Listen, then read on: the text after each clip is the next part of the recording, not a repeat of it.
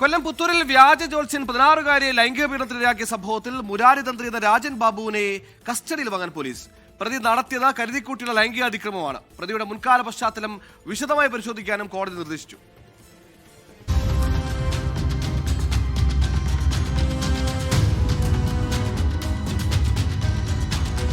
Auto ഡ്രൈവറിൽ നിന്ന് ചുരുങ്ങിയ കാലം കൊണ്ട് ജോത്സ്യനിലേക്കുള്ള പരകായ പ്രവേശം.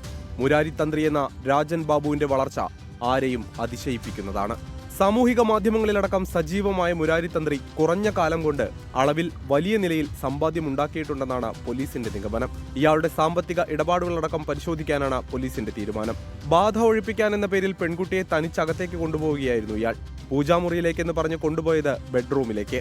ഒപ്പം വരാമെന്ന് പറഞ്ഞ പെൺകുട്ടിയുടെ അമ്മയെ അനുനയിപ്പിച്ചത് മുരാരിയുടെ ഭാര്യയും അമ്മയുമാണെന്ന് ഇന്നലെ പെൺകുട്ടിയുടെ ബന്ധു വെളിപ്പെടുത്തിയിരുന്നു. സംഭവ സമയം ഇരുവരും വീട്ടിലുണ്ടായിരുന്നു. അതിനാൽ തന്നെ ഇരുവരുടെയും മൊഴി രേഖപ്പെടുത്തും. പെൺകുട്ടിയോട് പ്രതി നടത്തിയത് കരുതിക്കൂട്ടിയുള്ള ലൈംഗികാതിക്രമമെന്നാണ് പോലീസിന്റെ റിപ്പോർട്ട്. പേടിച്ചു പുറത്തേക്കിറങ്ങിയോടിയ പെൺകുട്ടിയുടെ പിന്നാലെ വ്യാജ ജോത്സ്യനും ഓടി.